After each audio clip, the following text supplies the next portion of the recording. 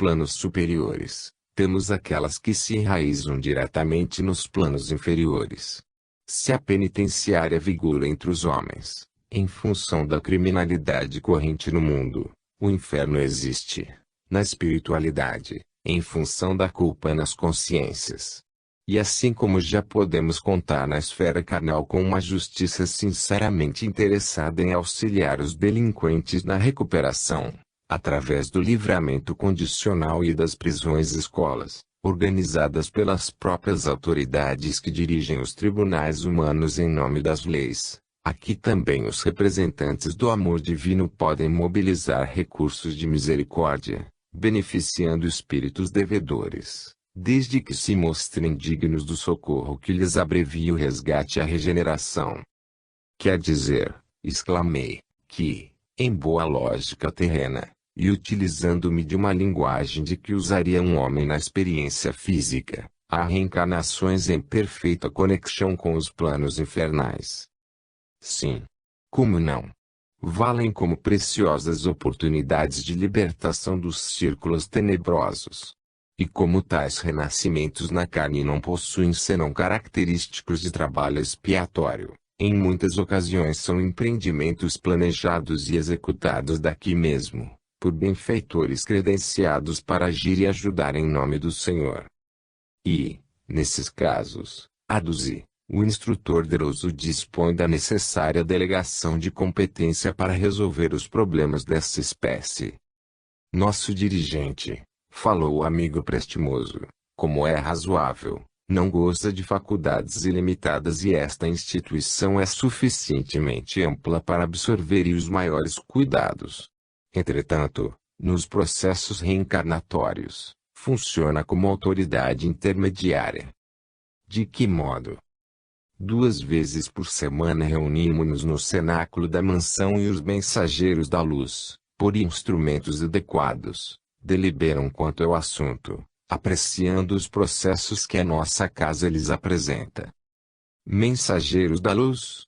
Sim, são prepostos das inteligências angélicas que não perdem de vista as plagas infernais, porque, ainda que os gênios da sombra não o admitam, as forças do céu velam pelo inferno que, a rigor, existe para controlar o trabalho regenerativo na terra. E, sorrindo, assim como o doente exige remédio, reclamamos a purgação espiritual, a fim de que nos habilitemos para a vida nas esferas superiores. O inferno para a alma que o erigiu em si mesmo é aquilo que a forja constitui para o metal, ali ele se apura e se modela convenientemente. De Obreiros da Vida Eterna, Pag. 75, 24ª ed., André Luiz, Espírito. Ponto. São trabalhos reencarnacionistas de ordem inferior mais difíceis e complexos. A verdadeira mobilização de inúmeros benfeitores sábios e piedosos, dos planos mais altos, que nos traçam as necessárias diretrizes. Por vezes surgem problemas torturantes no esforço de aproximação e ligação dos interessados ao ambiente em que serão recebidos, de tal modo deploráveis, que muito angustiosas para nós se fazem as situações, sendo imprescindível o concurso de elevado número de obreiros. Segue-se a reencarnação expiatória de inenarráveis padecimentos, pelas vibrações contundentes do ódio e das humilhações punitivas. Na esfera venturosa em que você habita, há institutos para considerar as sugestões da escolha pessoal. O livre-arbítrio, garantidor de créditos naturais, pode solicitar modificações e apresentar exigências justas, mas, aqui, as condições são diferentes. Almas grosseiras e endividadas não podem ser atendidas em suas preferências acerca do próprio futuro, em virtude da ignorância deliberada em que se comprazem, indefinidamente, e, de acordo com aqueles que as tutelam da região superior, são compelidas a aceitar os roteiros estabelecidos pelas autoridades competentes para os seus casos individuais. Por nossa vez, somos executores das providências respectivas e constitui-nos obrigação vencer os mais extensos e escuros obstáculos. Nesses quadros de dor, vemos pais e mães que, instintivamente, repelem a influenciação dos filhinhos, antes do berço, dando pasto a discórdias sem nome, a antagonismos aparentemente injustificáveis, a moléstias indefiníveis, a abortos criminosos. Enquanto isso ocorre, os adversários que reencarnam, em obediência ao trabalho redentor, programado pelos mentores abnegados dessas personagens de dramas sombrios, com longa representação no cenário da existência humana, penetram o campo psíquico dos ex-inimigos e futuros progenitores, impondo-lhes sacrifícios intensos e quase insuportáveis. De Estudos Espíritas, Pag. 76, Sétima ed., Joana de Ângeles, Espírito. O transitório esquecimento do passado facilita os recomeços, ensejando mais amplas possibilidades ao entendimento e à cordialidade.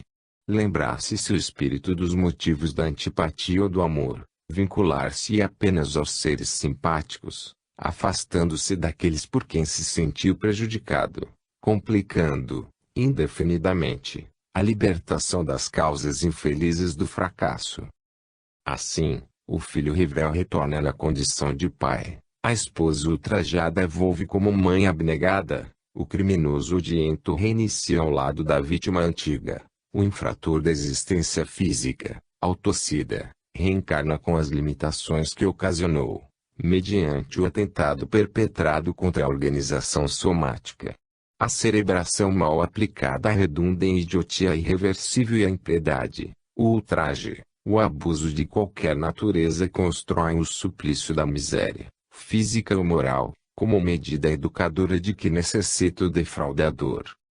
Seja qual for a situação em que te encontres, agradece a Deus a atual conjuntura expiatória ou provacional, utilizando-te do tempo com sabedoria e discernimento, de modo a construires o futuro, desde que o presente se te afigure afugente ou doloroso. O que hoje possuis vem de ontem, podendo edificar para o amanhã, através do uso que faças das faculdades ao teu alcance.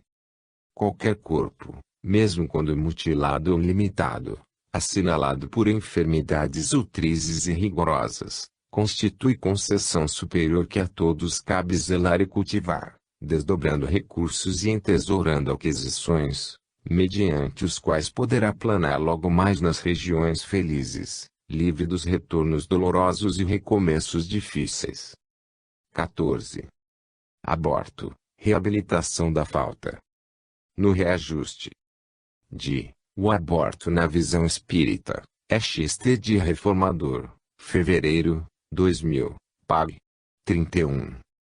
Ante a queda moral pela prática do aborto não se busca condenar ninguém. O que se pretende é evitar a execução de um grave erro, de consequências nefastas, tanto individual como socialmente, como também sua legalização. Como asseverou Jesus, eu também não te condeno, vai e não tornes a pecar. João 8:11. A proposta de recuperação e reajuste que o Espiritismo oferece é de abandonar o culto ao remorso imobilizador, a culpa autodestrutiva e a ilusória busca de amparo na legislação humana, procurando a reparação, mediante reelaboração do conteúdo traumático e novo direcionamento na ação comportamental, o que promoverá a liberação da consciência, através do trabalho no bem, da prática da caridade e da dedicação ao próximo necessitado, capazes de edificar a vida em todas as suas dimensões. Proteger e dignificar a vida, seja do embrião, seja da mulher, é compromisso de todos os que despertaram para a compreensão maior da existência do ser. Agindo assim, evitam-se todas as consequências infelizes que o aborto desencadeia, mesmo acobertado por uma legalização ilusória. O amor cobre a multidão de pecados, nos ensina o apóstolo Pedro, e Epístola 4:8. De O Livro dos Espíritos, Pag. 461, 80ª ed., Allan Kardec. 1000. Já desde esta vida poderemos ir resgatando as nossas faltas. Sim, reparando-as. Mas, não creiais que as resgateis mediante algumas privações pueris, ou distribuindo em esmolas o que possuirdes, depois que morrerdes, quando de nada mais precisais. Deus não dá valor a um arrependimento estéril, sempre fácil e que apenas custa o esforço de bater no peito. A perda de um dedo mínimo, quando se esteja prestando um serviço, apaga mais faltas do que o suplício da carne suportado durante anos, com objetivo exclusivamente pessoal. De Evolução em Dois Mundos. Pags. 196 e 197. 18ª ed. Fere, André Luiz, Espírito. Para melhorar a própria situação, que deve fazer a mulher que se reconhece, na atualidade, com dívidas no aborto provocado, antecipando-se, desde agora, no trabalho da sua própria melhoria moral, antes que a próxima existência lhe imponha as aflições regenerativas. Sabemos que é possível renovar o destino todos os dias. Quem ontem abandonou os próprios filhos pode hoje afeiçoar-se aos filhos alheios, necessitados de carinho e abnegação. O próprio Evangelho do Senhor, na palavra do apóstolo Pedro, adverte-nos quanto à necessidade de cultivarmos ardente caridade uns para com os outros, porque a caridade cobre a multidão de nossos males. O Consolador, Pag. 192, 21ª ed. Emmanuel, Espírito. 336. O culpado arrependido pode receber da justiça divina o direito de não passar por determinadas provas. A oportunidade de resgatar a culpa, já constitui, em si mesma, um ato de misericórdia divina, e, daí, o considerarmos o trabalho e o esforço próprio como a luz maravilhosa da vida. Estendendo, todavia, a questão à generalidade das provas, devemos concluir ainda, com o ensinamento de Jesus, que o amor cobre a multidão dos pecados, traçando a linha reta da vida para as criaturas e representando a única força que anula as exigências da lei de Talião, dentro do universo infinito. 337. Concilia-te depressa com teu adversário. Essa é a palavra do Evangelho, mas se o adversário não estiver de acordo com o bom desejo de fraternidade, como efetuar semelhante conciliação?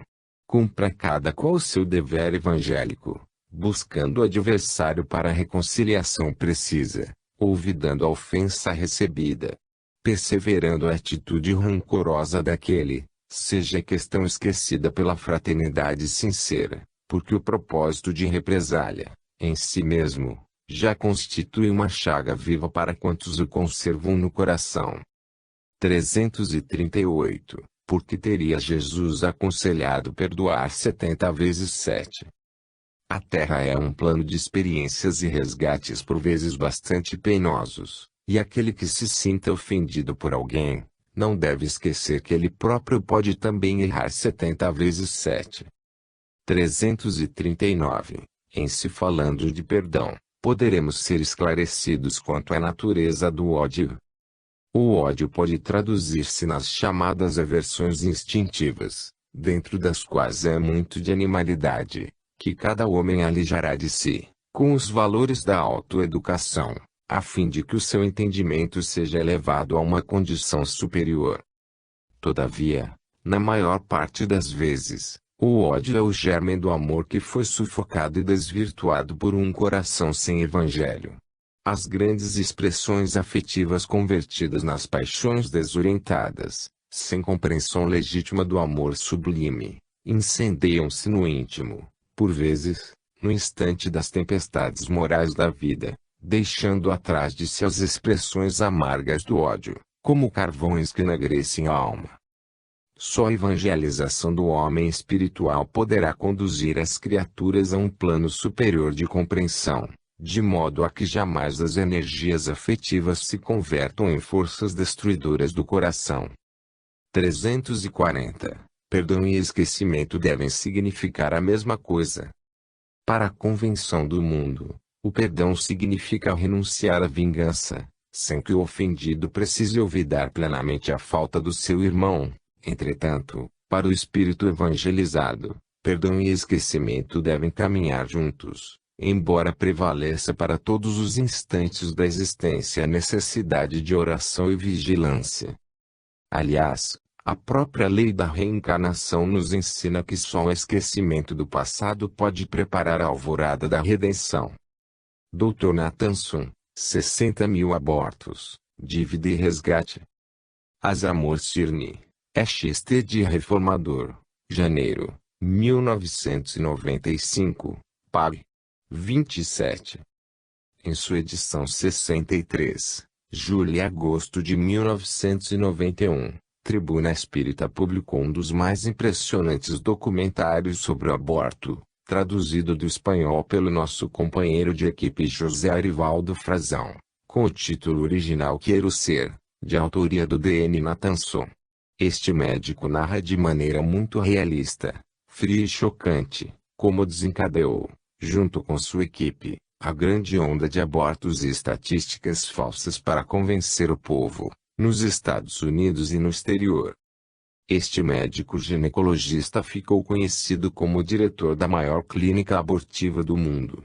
Dos 60.000 abortos realizados sob as suas ordens, no Centro de Educação Sexual, em Nova York, 5.000 foram praticados por ele próprio. Enquanto isso, os órgãos de comunicação faziam eco dos resultados obtidos nas pesquisas fraudulentas, influenciando os movimentos feministas e a juventude universitária, que ardiam em suas manifestações. Levada por essa onda, a opinião pública exercia pressão junto ao governo, à magistratura e, principalmente, ao legislativo, objetivando a legalização do aborto. Em 1968, quando começou, apenas 1% da população apoiava a prática do abortamento, restando, porém, como convencer 198 milhões de pessoas, num país de 200 milhões de habitantes, para que aceitassem o aborto. Mais resultados, porém, não tardaram, como este outro. Nos Estados Unidos se praticavam 1 milhão de abortos clandestinos. Quando sabíamos que estes não excediam de 1.000, então multiplicávamos por 1.000, para chamar a atenção dos desprevenidos. Mas, os dados não paravam por aí. Como se vê, 24% da população eram partidários do aborto. 3 meses mais tarde, dizíamos que o percentual havia aumentado para 50%. E assim sucessivamente. O desejo de estar na moda, como a maioria, de ser pra frente, contagiava os seus compatriotas, frisou o Dr. Nathanson. Esta foi, em resumo, uma tenebrosa história que acarretou uma imensa dívida kármica para os seus participantes. Se as formas como os homens redigem as suas leis e entendem a moral são falhas, deixemos a lei imutável reação. Acompanhemos o novo Dr. N. Nathanson em sua nova clínica de vida. Vibremos com o seu testemunho de coragem, amor e resgate. Em setembro de 1972, pediu demissão da famigerada clínica nova-iorquina para assumir, na mesma cidade, o cargo de diretor do Hospital de São Luís, dando início ao departamento de fetologia. Nas experiências vividas pelo Dr. Nathanson, existem fatos que correspondem, plenamente, às afirmações prestadas em O Livro dos Espíritos, de que o arrependimento sincero, a expiação e o resgate podem começar, ainda, no mundo corporal, continuar no espiritual e nas futuras reencarnações, até que seja pago o último ceitil. Com a revelação dos dramas que se passaram nos bastidores daquelas tristes cenas, percebe-se, claramente, o começo de um processo de expiação coletiva. Muitas esposas de médicos contaram que seus maridos tinham pesadelos e, às noites, gritando, falavam de sangue e de corpos destroçados. Outros bebiam em demasia, alguns tomavam drogas e vários deles tiveram que consultar psicanalistas. Muitas enfermeiras se tornaram alcoólatras, outras abandonaram a clínica, afetadas por sérias perturbações nervosas. Seu arrependimento sincero, alivia mas não absolve. Falta reparação, ele mesmo, humildemente, confessa, Para mim, aquela foi uma experiência sem precedentes que, no entanto, pesa em meu coração, como uma funesta lápide mortuária. Lembremos o espinho na carne, do apóstolo Paulo. O resgate tem um sentido de reparação do mal, com a prática do bem. O Dr. N. Nathanson demonstrou isso, desde 1972, na luta incessante que passou a estabelecer contra o aborto, nos Estados Unidos e no mundo, à maneira de uma luz abundante, clara, penetrante, absorvendo as trevas espalhadas por ele próprio.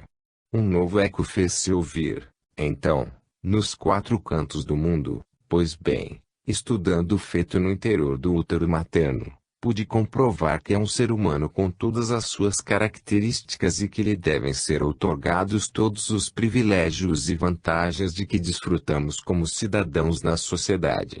Hoje, com as técnicas modernas, muitas enfermidades podem ser tratadas, no interior do útero, inclusive ser efetuadas até 50 operações cirúrgicas.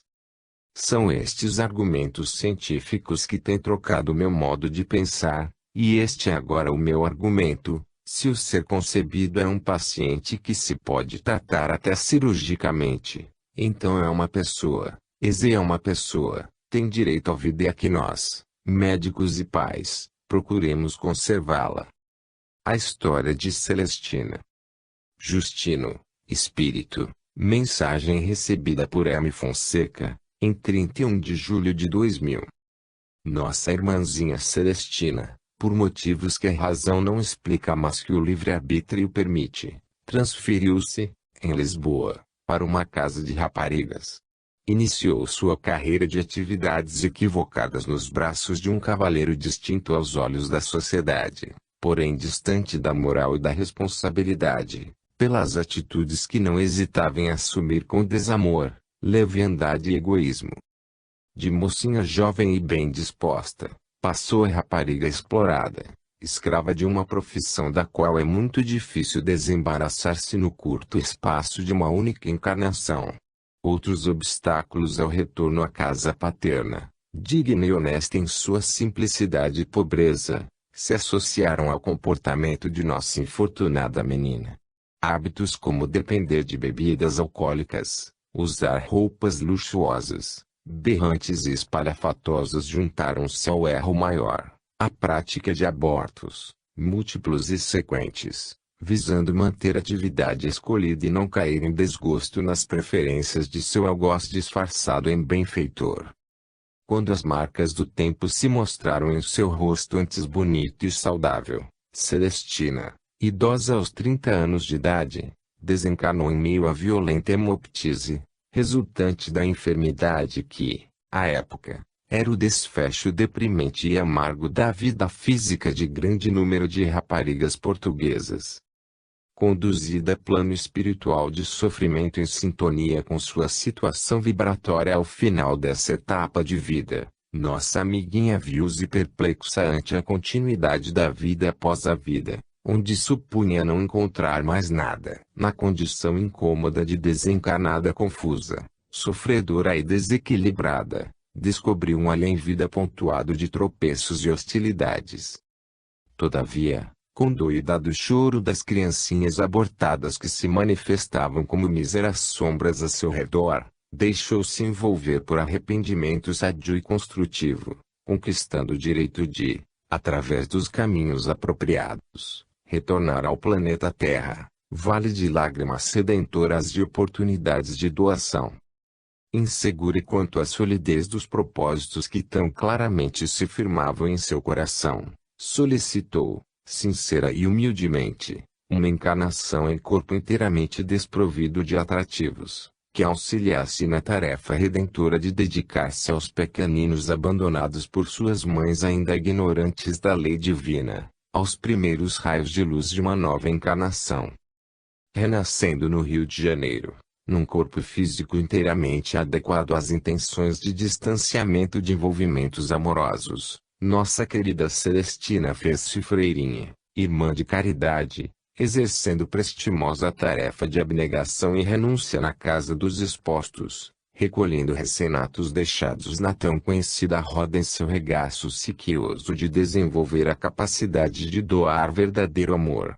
Foi mãe de muitos e muitos filhinhos, abandonados por sofredoras, dementadas e infelizes criaturas, transeuntes do mundo, mas discípulas revoltadas e relapsas dos mandamentos da lei maior. Imenso foi seu devotamento.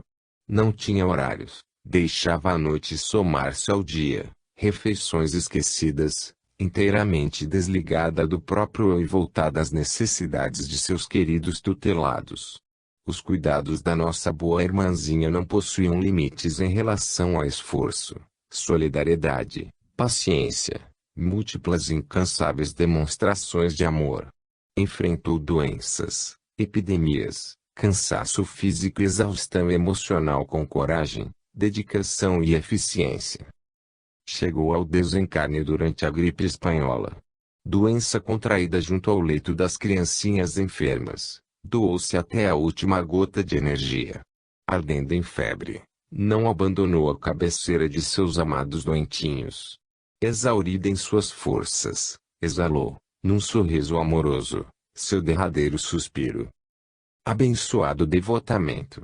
Retornou aos círculos da verdadeira vida rodeada de espíritos amigos e agradecido serena, e por que não?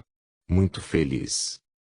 Esclarecida no Evangelho do Cristo, praticante do ama ao próximo como a ti mesmo, foi conduzida, como de lei, a plano espiritual em sintonia vibratória com seu grau de merecimento.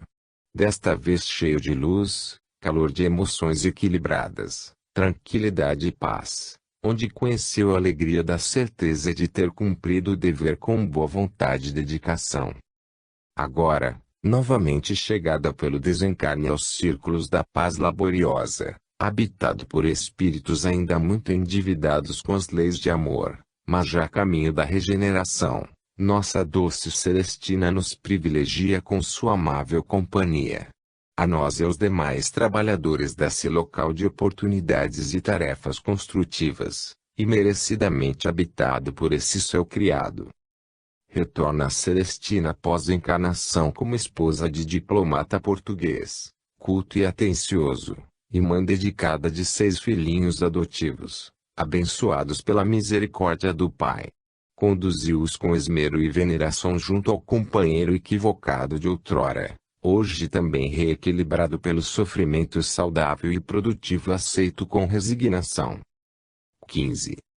Para onde são conduzidas as crianças desencarnadas? De Entre a Terra e o Céu, Pag. 64, 17ª ed. André Luiz, Espírito. Hilário, que acompanhava a conversação com extremo interesse, considerou. Antigamente, na Terra, conforme a teologia clássica, supunhamos que os inocentes, depois da morte, permaneciam recolhidos ao descaso do limbo, sem a glória do céu e sem o tormento do inferno, e, nos últimos tempos, com as novas concepções do espiritualismo, acreditávamos que o menino desencarnado retomasse, de imediato, a sua personalidade de adulto. Em muitas situações, é o que acontece, esclareceu Blandina, afetuosa, quando o espírito já alcançou elevada classe evolutiva, assumindo o comando mental de si mesmo, adquire o poder de facilmente desprender-se das imposições da forma, superando as dificuldades da desencarnação prematura. Conhecemos grandes almas que renasceram na Terra por brevíssimo prazo, simplesmente com o objetivo de acordar corações queridos para a aquisição de valores morais, recobrando, logo após o serviço levado a efeito, a respectiva apresentação que lhes era costumeira. Contudo, para a grande maioria das crianças que desencarnam, o caminho não é o mesmo. Almas ainda encarceradas no automatismo inconsciente, acham-se relativamente longe do autogoverno. Jazem conduzidas pela natureza, à maneira das criancinhas no colo maternal. Não sabem desatar os laços que as aprisionam aos rígidos princípios que orientam o mundo das formas e, por isso, exigem tempo para se renovarem no justo desenvolvimento. É por esse motivo que não podemos prescindir dos períodos de recuperação para quem se afasta do veículo físico, na fase infantil, de vez que, depois do conflito biológico da reencarnação ou da desencarnação, para quantos se acham nos primeiros degraus da conquista de poder mental, o tempo deve funcionar como elemento indispensável de restauração. E a variação desse tempo dependerá da aplicação pessoal do aprendiz à aquisição de luz interior, através do próprio aperfeiçoamento moral. Encantava-nos a exposição clara e simples de nossa interlocutora, cuja palavra tangia com tanta felicidade graves problemas da vida. Comovido, diante das anotações que lhe definiam a valiosa posição cultural, ponderei. Usando semelhantes apontamentos, podemos entender, com mais segurança, os processos dolorosos das enfermidades congênitas e das moléstias insidiosas que assaltam a meninice no mundo. Sempre fui possuído de aflitivo assombro, à frente do mongolismo e da epilepsia, da encefalite letárgica e da meningite, da lepra e do câncer, na tenra organização infantil.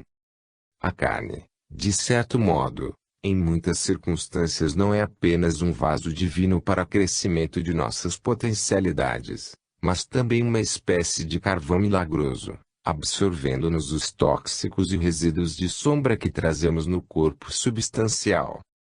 Preciosa conversação. Entre a Terra e o Céu, Pag. 61, 17ª ed. André Luiz, Espírito.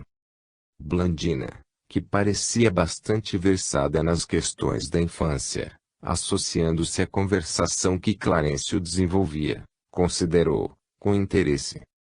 Efetivamente, a lei é invariável, contudo, a criança desencarnada muitas vezes é problema aflitivo.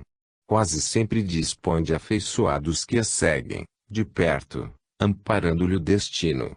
Entretanto, tenho observado milhares de meninos que, pela natureza das provações em que se envolveram, sofrem muitíssimo, à espera de oportunidades favoráveis para a aquisição dos valores de que necessitam.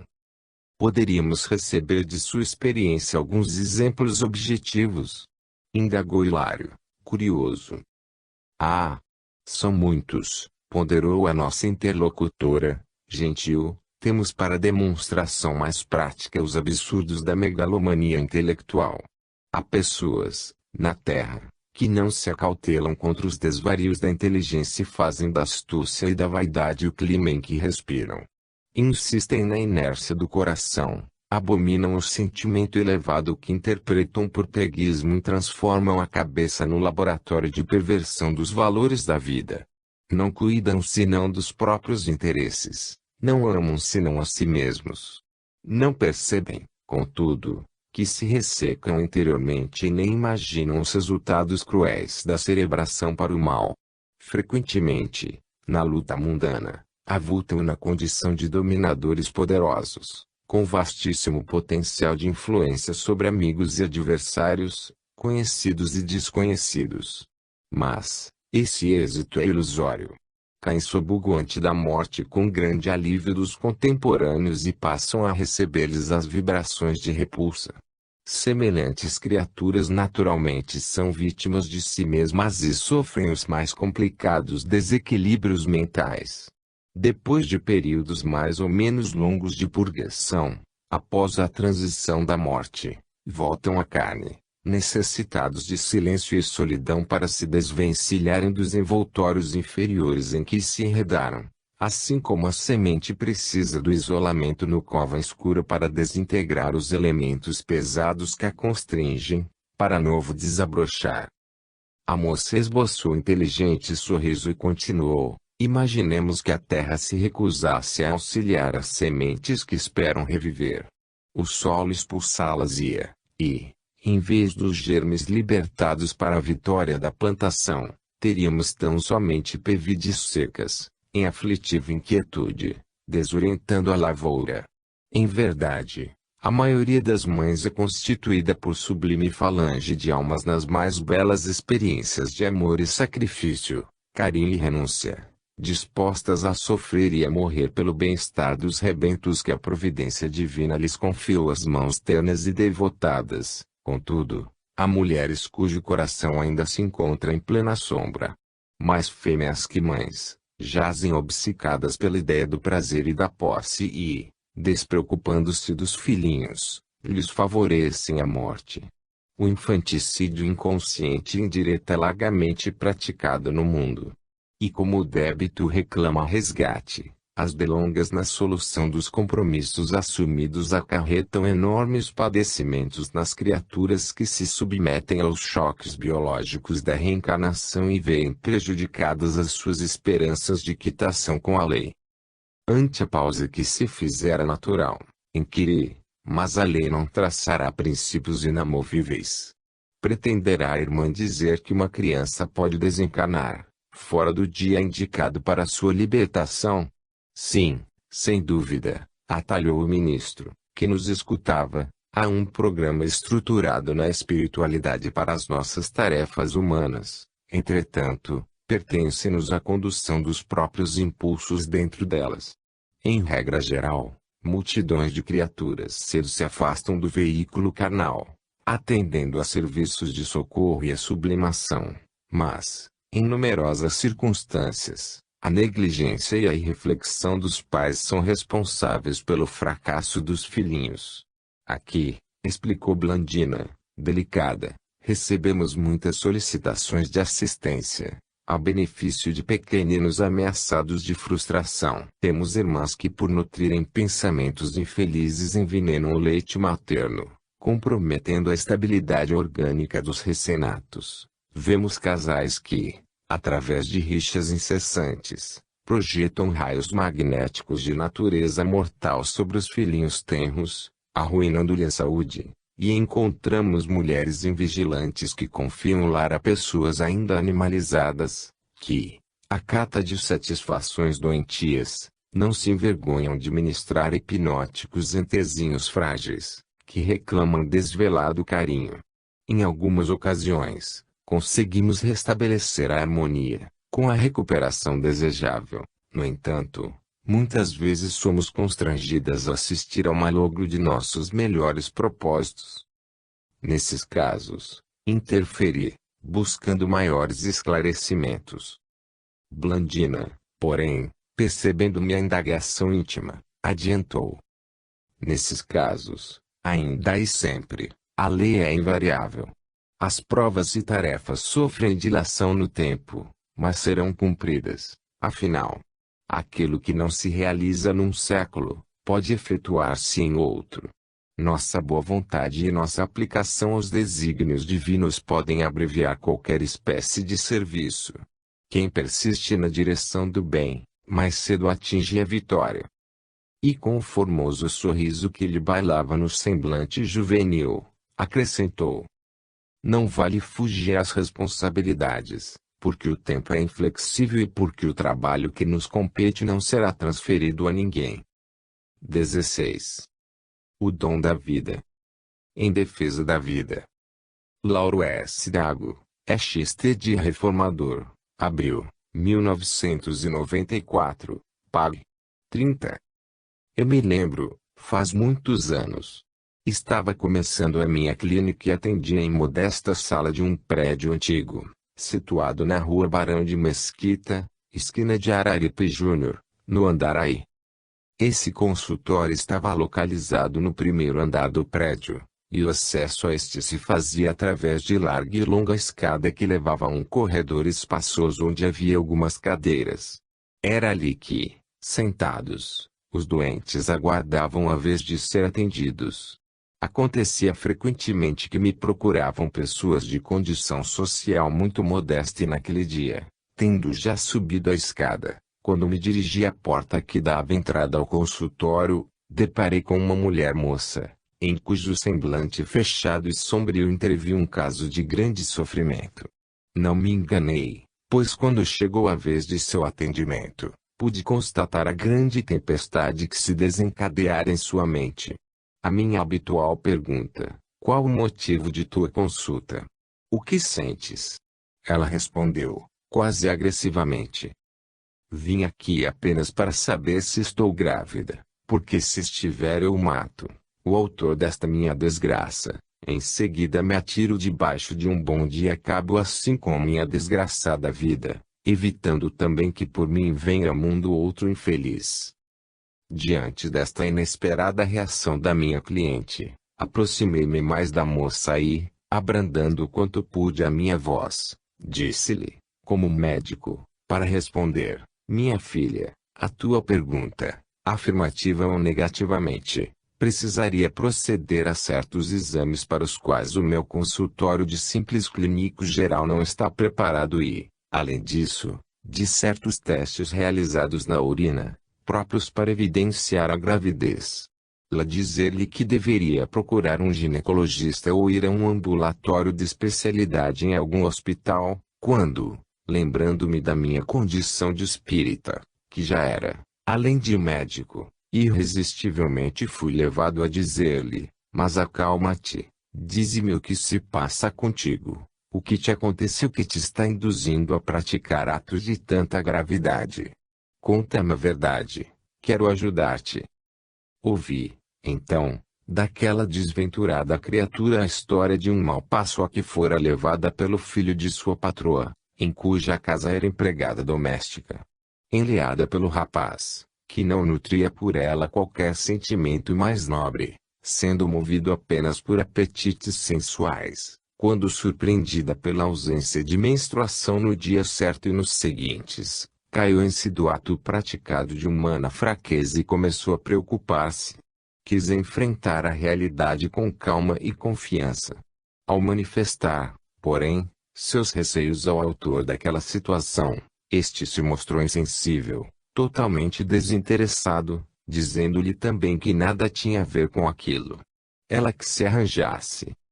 Foi quando, então, sabedor desses antecedentes e tendo-me inteirado, após superficial exame, de alguns sintomas significativos que a moça já apresentava, como que movido por uma força superior à minha própria vontade, lhe disse, com um tratamento em que pus o máximo que pude de afetividade: escuta, filha, afirmar não te posso, mas é muito provável que estejas, mesmo, grávida. Mas, mesmo que estejas, não vais fazer nada disso que planejaste e acabas de me revelar. E isso porque desde este momento tu vais meditar profundamente sobre as consequências de atos que atentariam contra a vida de 3 criaturas de Deus, esse moço que acusas, tu mesmo e um ser em formação, indefeso, mas que já é um ser com pleno direito à vida, dentro das leis da natureza, que são leis de Deus. E falei-lhe, então, sobre tudo aquilo que pode um espírita dizer a respeito das consequências espirituais do homicídio e do suicídio, bem como da desatenção à vida de um indefeso ser em gestação. Por fim, disse-lhe, sabedor agora de tudo isto, o que vais, pois, fazer, isso sim, é levar a termo o fruto desta concepção. Ele se tornará um menino e tu receberás como filho de teu coração. A ele te dedicarás, cercá-lo-ás com teus cuidados e o teu carinho maternal. Ele se desenvolverá ao calor do teu amor materno e crescerá. Tu lhe ensinarás a andar, que alegria quando o vires dar seus primeiros passinhos, e também lhe ensinarás a falar. Ele pronunciará a doce palavra mamãe, e tu sorrirás. Educa-lo-ás em casa, primeiro, mas ele se tornará um menino mais crescidinho e o levarás à escola, onde adquirirá novos conhecimentos. Ele se alegrará com tudo isso e te retribuirá com o seu amor filial. Sob tais influxos, da mãe e dos educadores, ao lado de conhecimentos, desenvolverá virtudes. Crescerá mais, tornar-se-á um rapaz, um moço e, enfim, um homem de bem, digno, honesto, capacitado para o trabalho. Será teu arrimo e alegria de tua vida. Aquela mulher ouviu, somente. Nada mais disse. Ao despedir-se, porém, o seu semblante era, surpreendentemente, outro. Havia nela uma aura de paz e em seus olhos pequeninos luziam 2 lágrimas. Saiu e não a vi mais senão quando, alguns meses depois, Voltava trazendo nos braços um pequenino ser que agora era, ó Deus de bondade, o seu amado filhinho. Contou-me que fizera tudo como lhe havia predito e agora estava feliz com o seu pequenino tesouro. Acompanhei o crescimento e o desenvolvimento dessa criança. Tratei todas as enfermidades da sua infância e da sua adolescência. Muitas vezes a visitei, quando febril, na modestíssima casa onde sua mãe morava, nos fundos de uma vila, na rua Gastão Penalva, no Andaraí, mantida por ela através de trabalho honrado e digno. Era, então, o menino Demócrito, nome que lhe dera sua mãe. Esta consagrou-se inteiramente ao filho e conseguiu fazer dele um homem de bem, o qual amparou a sua genitora, suavizando os dias de sua existência. E isto até quando foi ela colher, na espiritualidade, a compensação que Deus reserva a todos que escutam a sua voz, através da do anjo guardião ou da própria consciência, às vezes, entretanto, despertada por um simples e imperfeito instrumento humano de sua divina bondade. A maternidade e o amor de Deus. De Sexo e Evolução, pág. 257, segunda ed. Feb. Walter Barcelos.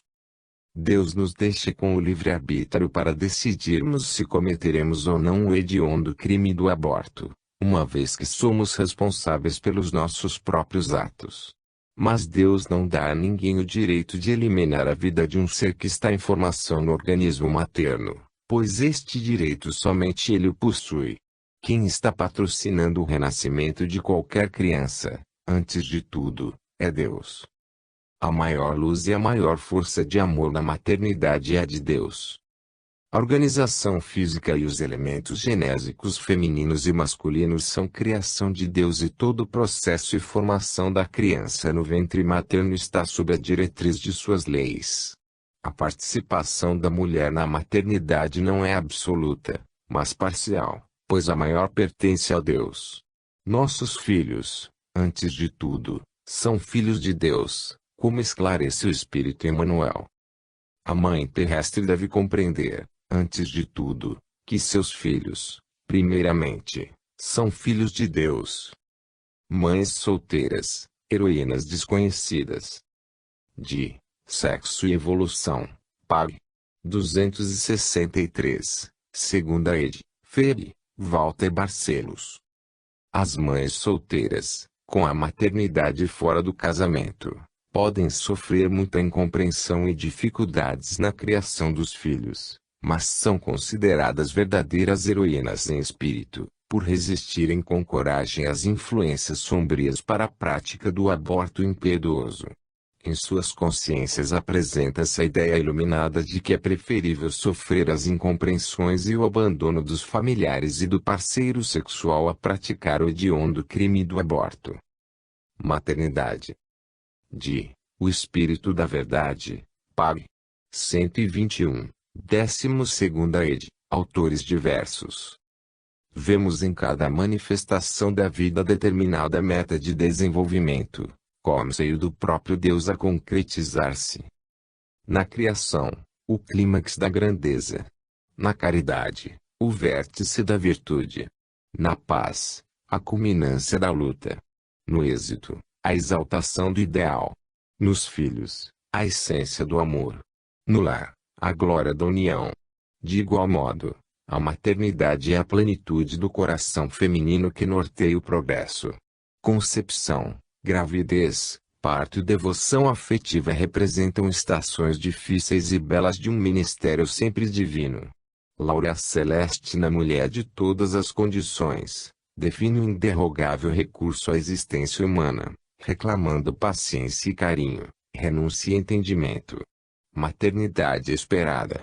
Maternidade imprevista. Maternidade aceita. Maternidade hostilizada. Maternidade socorrida. Maternidade desamparada. Misto de júbilo e sofrimento, missão e prova.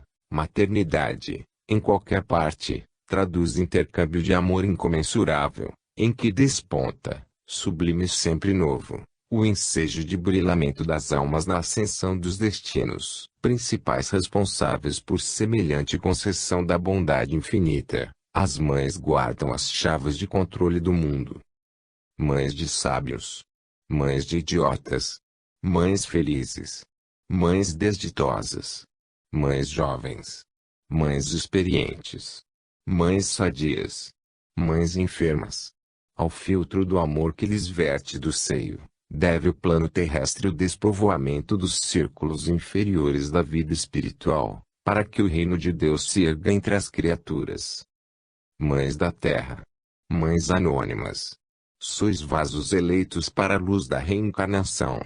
Por maiores se façam os suplícios impostos à vossa frente, não recuseis vosso augusto dever, nem susteis o hálito do filhinho nascente, esperança do céu a respeitar-vos do peito. Não surge o berço de vosso coração por acaso. Mantende-vos, assim, vigilantes e abnegadas, na certeza de que se muitas vezes cipoais e espinheiros são vossa herança transitória entre os homens, todas vós sereis amparadas e sustentadas pela bênção do amor eterno, sempre que marchardes fiéis à excelsa paternidade da providência divina. André Luiz, Espírito. A legalização do aborto. De Sexo e Evolução, Pag. 256, segunda ed. Feb. Walter Barcelos. Nos países onde o aborto está legalizado, cuida-se somente dos interesses egoísticos da mulher, pois somente vê inconvenientes graves na prática do aborto, quando este é feito com deficiências, distante da assistência médica especializada, colocando em risco a saúde e a vida da mulher criminosa. A extração do embrião, desde que com toda a assistência médica hospitalar e segurança jurídica, não constitui crime nos países que legalizaram o aborto e é um direito inalienável da mulher, se assim o desejar. Essas ideias infelizes estão dominando o mundo. Isso também é loucura, é desequilíbrio, é barbárie. Para combater-se a proliferação do aborto irresponsável, não bastam simplesmente as campanhas poderosas da publicidade contra, o que atuam apenas na superfície, pois a causa maior é a ausência de religiosidade sincera no coração das criaturas. As ideias materialistas estão dominando as pessoas invigilantes, que ignoram quase completamente os princípios superiores que regem a vida, em todo o universo. Há a necessidade primeiramente de mostrar às mulheres desorientadas que há um espírito no feto e que este não é somente vida vegetativa sobre a qual julgam erroneamente terem posse absoluta. Surpresa. De Contos desta e doutra vida, Pag. 115, 10ª ed., Irmã X, Espírito. Se alguém de outra vida pudesse materializar-se aos meus olhos, dizia Germano Parreira, em plena sessão no próprio lar, de certo que a minha fé seria maior. Um ser de outro planeta que me obrigasse a pensar. Tanta gente se reporta a visões dessa natureza. Entretanto, semelhantes aparições não passam do cérebro doente o que as imagina. Quero algo de evidente e palpável. Creio estarmos no tempo da elucidação positiva. Ouvindo, o irmão Bernardo, mentor espiritual da reunião, que senhoreava as energias mediúnicas, aventou, sorridente. Você deseja, então, espetacular manifestação de cima. Alguém que caia das nuvens à feição de um paraquedista do espaço, em trajes fantasmagóricos, usando idioma incompreensível. Um itinerante de outras constelações, cuja inopinada presença talvez ocasionasse enorme porção de mal, ao invés do bem que deveria trazer. Não, não é tanta exigência, aduziu Parreira, desapontado. Bastaria um ser materializado na forma humana, sem a descida visível do firmamento.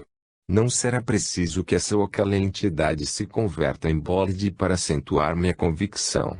Poderia surgir em nossa intimidade doméstica, sem qualquer passe de mágica, revelando-se no lar fechado em que antes não existia, a mostrar-se igual a nós outros, sendo, contudo, estranho ao nosso conhecimento. No entanto, sabe você que toda concessão envolve deveres justos. Um espírito, para materializar-se na Terra, solicita meios e condições. Imaginemos que a iniciativa transformasse o hóspede suspirado numa criatura doente e débil, requisitando cuidado, até que pudesse exprimir-se com segurança. Incumbir-se-ia você de auxiliar o estrangeiro, acalentando-o com tolerância e bondade, até que venha a revelar-se de tudo. Estaria disposto a sofrer-lhe as reclamações e as necessidades, até que se externe, robusto e forte. Oh! Isso mesmo! Perfeitamente! Gritou Parreira, maravilhado. Contemplar um espírito assim, de modo insofismável, sem que eu lhe explique a existência no mecanismo oculto, consolidaria, sem dúvida, a riqueza de minha fé na imortalidade. Isso é tudo quanto peço, tudo, tudo. Bernardo sorriu, filosoficamente, e acrescentou, mas, Parreira, isso é acontecimento de todo dia e tal manifestação é recente sob o teto que nos acolhe.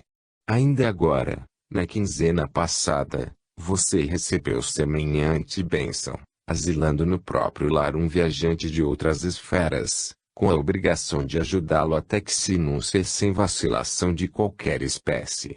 Esse gênio bondoso e amigo corporificou-se quase em seus braços. Bateu-lhe a porta, que você abriu generosamente. Entrou. Descansou. Permaneceu. E, ainda agora, ligado a você, espera por seu carinho e devotamente, a fim de atender plenamente a própria tarefa. Como assim? Como assim? Irrompeu Germano, incrédulo. Nada vi, nada sei, não pode ser. Mas o benfeitor espiritual, controlando o médium, ergueu-se a passo firme e, demandando aposento próximo, de lá regressou, trazendo leve fardo. Ante a surpresa dos circunstantes, Bernardo depositou-o com respeitosa ternura no regaço do amigo que ainda argumentava. Parreira desenovelou curiosamente o pequenino volume e, entre aflito e espantado, encontrou, em plácido sono de recém-nato, o corpo miúdo e quente do próprio filho. 17. O que diz a doutrina espírita sobre o aborto? Manifesto Espírita sobre o aborto. XT de Reformador, dezembro, 1998, pág. 24. O movimento espírita brasileiro, representado pelo Conselho Federativo Nacional da Federação Espírita Brasileira, vem, por meio deste manifesto, declarar a posição da doutrina espírita diante da problemática do aborto. Quando começam os direitos da pessoa? Para o Espiritismo, a existência de um princípio espiritual ligado ao corpo desde o momento da concepção não é mero artigo de fé. Trata-se de evidência comprovada pela observação, embora a chamada ciência oficial ainda não tenha reconhecido tal evidência. Relatos de pessoas, em estado de hipnose ou em lembranças espontâneas, mesmo de crianças, que retratam passagens de outras vidas e da época em que o ser ainda se encontrava no ventre materno, revelam uma consciência preexistente ao corpo. Essas evidências confirmam a posição da doutrina espírita, em O Livro dos Espíritos, questão 344. Em que momento a alma se une ao corpo? A união começa na concepção, mas só é completa por ocasião do nascimento. Desde o instante da concepção, o espírito designado para habitar certo corpo se liga por um laço fluídico, que cada vez mais se vai apertando até o instante em que a criança vê a luz. Desse modo, o ser que se desenvolve no ventre materno a partir da fecundação do óvulo já é uma pessoa, sujeito de direitos, constituída de corpo e alma. Felizmente, a Constituição brasileira e o Código Civil são, neste ponto, coerentes com a formação espiritualista do povo brasileiro, incluindo católicos, protestantes, espíritas e outras denominações, que constituem, no seu conjunto, a maioria da nossa população. O artigo 5º da Constituição assegura a inviolabilidade do direito à vida, elegendo assim tal direito como princípio absoluto, não passível de relativização. E o artigo 2º do Código Civil afirma que a personalidade civil do homem começa pelo nascimento com vida, mas a lei põe a salvo